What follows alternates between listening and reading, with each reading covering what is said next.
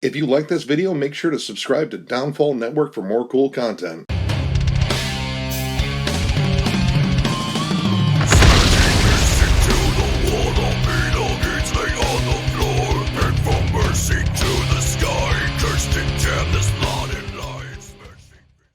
What's up, everyone? Thralls here once again. I'm Necrotic. I'm John. And we have an album review for you. And this one may encourage a little bit of debate in terms of whether or not it's a metal band, but we're going to review the newest album from Deftones with their new album, Ohms.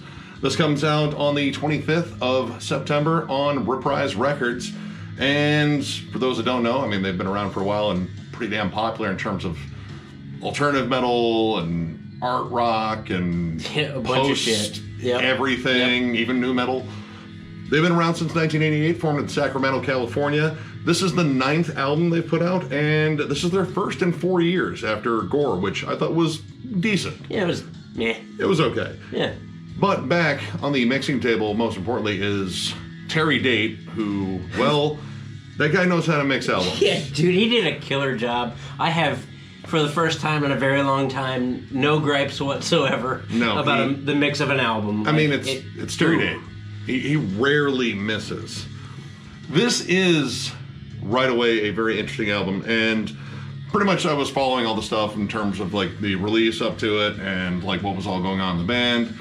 And the one thing that was very present, or rather not present on the last album, Gore, was Stephen Carpenter. Steph really wasn't a big factor in Gore. And pretty much everything leading up to this album, everything I heard was about how Steph was like a main contributor on this album. Like, he really threw in some killer riffs, all sorts of different stuff, and it is vastly apparent. 100% true. Like, he is more prominent in a record for the first time in a long time. I would say since Diamond Eyes. Diamond Eyes was a Steph record. Yes.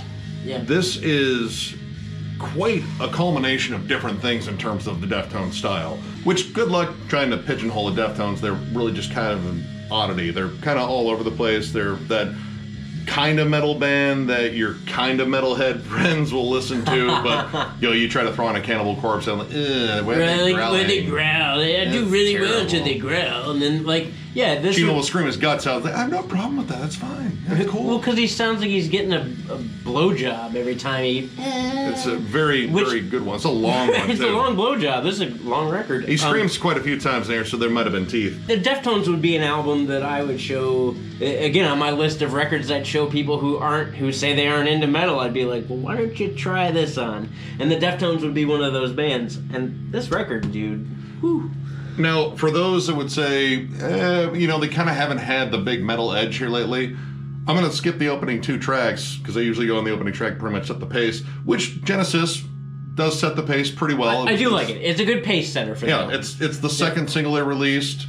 Yeah, it's a pretty solid song. You get to Urantia, and it's probably one of the most metal-sounding openings they've had on an album since, I would say, probably Diamond Eyes. Again, that was a heavy album. He just gets chuggy as hell, comes in with this really cool, syncopated, almost Fear Factory-style riff. Yeah, almost like palm-muted chugs, but it does. It has the cadence of a early Fear Factory riff. And you come into the verses where it gets very dreamy, very ethereal.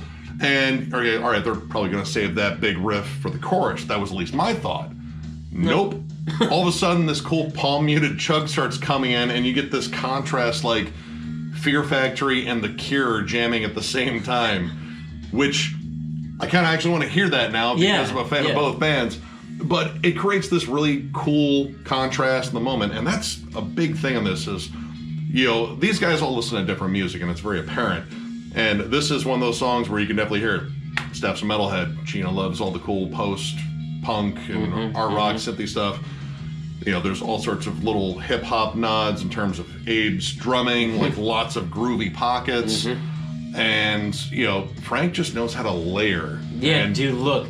The layering on this record is sick. Every song sounds big and rich and full and just pummeling. I don't think I've ever used the word pummeling to describe the Deftones. They have their moments, but there are some songs in here that are just, like, chuggy and heavy and just fun. Like, Radiant City, might be one of the coolest bass lines and guitar lines in the entire album. It's just flat out fun. It's kind of punk and funk at the same time, and it has this killer groove to it. Like, I dare you not to bang your head to it. It's just pure fun. It really has this awesome giant chorus, which Chino is, again, all over the map. He just kind of does whatever the moment calls for, whether it's these vocal fits and tirades, or it's something screaming into a bullhorn, or, you know, his breathy, croony voice. It's like on the song right before this, in Ceremony, I was kind of knocking on Chino. I thought, like, man, when is dude gonna sing? Because I don't like the chorus in that song. The chorus is kind of annoying. Okay. It feels safe. Overall, the whole song sounds like if Billy Corrigan was in the Police. I mean, which, fine, I'm kind of actually curious to hear that too. He picks it back up. Chino is doing a lot more on this record. The whole band has expanded. Yes. Which is strange 9 albums in. Yeah, there are moments where he just really stretches out. Radiant City, I think, has a really cool chorus. The Spell of Mathematics might be one of my absolute favorite tracks on here, namely because I think everything about it just screams like heavy in terms of like that oppressive, emotive, like heavy, like it's emotionally just giant. Droning guitars, big like post-metalish vibes, kind of like Isis, maybe like Neurosis in some spots. I get a little bit of the Ocean out of the verses. Yeah, and then you get like these cool like syncopated chugs, and that's pretty much Steph's love of all things Meshuggah. He still loves that band, and he should, because Meshuggah's awesome. Yes. But when you get to the tail end of this song, it's probably my favorite moment on the album. Same here. Is the tail end of this song. They just take this moment and kind of just take it for a walk, and it's this nice groovy walk. It's little punctuated snaps. It just gets sexy. They've got snaps that are accented on the snare, and then it gets like really like, oh, hey now. Hey now. Bass line kind of joins them on this stroll, and it's pretty much sexy time with the Deftones. Yeah. You're invited. And then two that really work well together, Pompeii. I think that's right. It's probably wrong. Pompeii? I'm going to go with Pompeii. Pompeii. Got it. Ooh, good one. And The Link is Dead. These two are joined by a really cool segue with Frank's otherworldly synth. Pompeii, though, is just interesting in terms of atmosphere alone. You have samples of seagulls and waves crashing. What goal they have. But you also got these little, like, creepy pick slides that come in. Sounds like they just went out and stood on the beach in San Diego and just put like, hey. And big doom-laden riffs. Or maybe melancholy is the right word. I don't know if it's full-bore doom, but it's really, really heavy. Now, the way this one ends and segues in the next one, I think is really cool because everything kind of drops out. You get this really cool, clean melody, which is repeated in the song, and it's really catchy. Again, Steph does some remarkable stuff on this album. Yeah, I'm impressed. But all of a sudden, all the seagulls and the beach just drops out, and all of a sudden we are greeted to a John Carpenter score. Yeah. Probably Christine or Halloween, either or. The synths just come in like this tidal wave of 80s everything. Yep. And the segues in the next one. Yeah, and the way, so the way Pompeii, Pomegranate Peggy. Something. That one. Yep, that one for sure. The way that song ends is the intro of This Link is Dead, and so it just kind of, these songs really melt into each other well. I love how the riffs on The Link is Dead are really accented by the drum work, and props to Abe on this one. Abe did a killer job. Yeah, dude, he did a real good job on this. On the record as a whole, there's a bunch of aspects, and Abe Cunningham, to me, has always been one of my favorite drummers because of how solid he is. Solid and in the pocket and capable of making a really solid groove with minimalistic things. Yep. Cool cymbal work. And he works well with Sergio Vega, who has a killer bass performance on here, too. This guy just pretty much owns, like, the fierce low end on here, and when you couple that with the fierce low end of all 8 strings of Steph's guitar, you get some giant walls of riffs. Yes. So, I mean, Deftones are definitely still heavy. They're just heavy in their own way, and that's always been the argument, is like, well, I don't know if they're really metal or they're just heavy rock or whatever. To me, they're still kind of a metal band. It's just a very different one. Towards the end of the record, one of the last cool songs, at least that I had starred on this record, was the song Headless. Again, with the intros, normally I don't like synthy intros, but like the creepiness of the synths that they use to intro these songs really sets the pace for the song too. Absolutely. And that eerie guitar squeal in there behind that main riff is pretty sick. The off-time cymbal work, I think, is really cool, and that heavy chug and the wild vocal passages. Like, you hear Chino sing through like a couple of different filters, and they kind of move like occasionally a part forward and a part back in the mix. Again, testament to Terry Date being incredible. But I love the contrast in moods on this. Like, it can be big and epic, forlorn, melancholy, and, sometimes a little bit more upbeat. But even when it is upbeat and bouncy, they still put in those like ambient melodies. It still finds a way to make it kind of forlorn still, even though it's like you're happy, but you're like, I'm not happy. Like, in terms of like a departure, I guess, from the overall feel of this album, because the bulk of this album is heavy and oppressive, but not without hooks and melody. You get the title track Ohms and Ceremony, which are a little bit different. They're a little bit more straightforward, kind of just alternative rockish. In fact, Ohms, I believe, was the first single, and this one almost has like kind of like a stoner rock sort of riff to it. Granted, it's a little bit more ambient, and honestly, it was kind of reminded a bit of like Queens of the Stone Age a bit. Just because like it has like kind of just a heavy rock vibe. And it begs the question to me, and I'm really curious actually.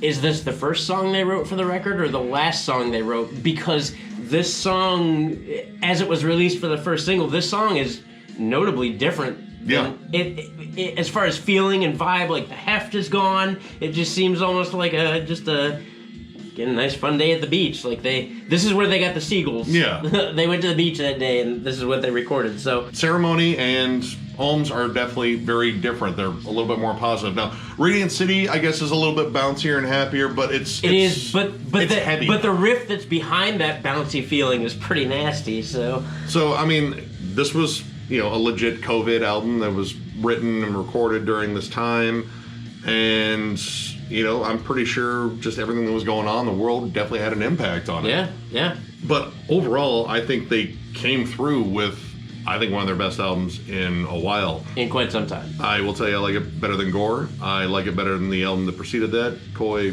whatever it was. And I like it better than Saturday Night Wrist. I think it's even better than their self-titled. And I really liked the self-titled album, but this is pretty damn good.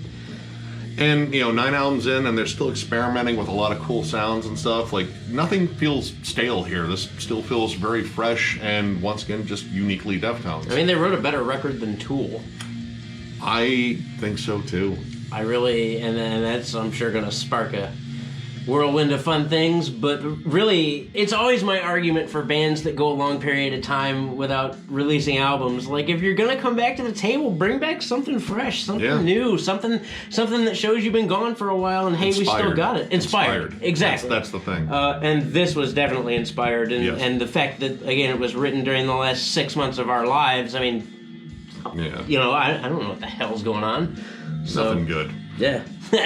Overall, I'm gonna give this 4 stars. This was a fantastic surprise. Like, I really wasn't sure what to make of this, and in terms of their lead-off singles, both bookending songs, the opening track and the last track, which is kind of odd, they really did not capture what all you get on this, because this giant middle section of this album is quite the journey. Well-written songs. My God, the production's wonderful in here. It's pretty much them just dialing it in and really just finding, like, I don't know, that passion and energy again, because I don't think a lot of this power was on Gore, and it's just a solid album once again. Like, pretty much everything I love about the Deftones is on this album, and I cannot wait to actually get a copy of this, because unfortunately my record store didn't have a copy, but I'm going to get it. So yeah, 4 stars. This is an awesome album. So while listening to Nick talk about this, I realized that I'm going to start going first when I do ratings, because I agree with everything he said. Again, the Deftones to me have always been, kind of a staple of me getting into heavy music, and yeah, I didn't know what to expect either, and especially coming off of the bookended singles, I wasn't sure what the rest of the record was going to bring, but I was grossly surprised when I wrote stars next to most of all this album. It's really good. It's really good. And granted, once again, we realize, here on Thralls, we're normally death metal people, but this is something that, personally he and I are giant fans of and grew up with and shit like that. So, yeah, I'm going to give it 4 stars too, because this record, it kicks ass. There's a couple albums that have come out lately that I've just, I could see myself jamming over and over again, and the overall vibe and feel of this album and that giant, crazy production. It's very immersive. You can get lost in this. Yeah, dude, it's insane, and I really dig it, and I really can't wait to listen to it again. So, yeah, fucking great job, guys. So, if you enjoyed the review, give it a thumbs up. And if you are new to the channel, subscribe, because we do stuff like this all the time. We will catch you later. Bye.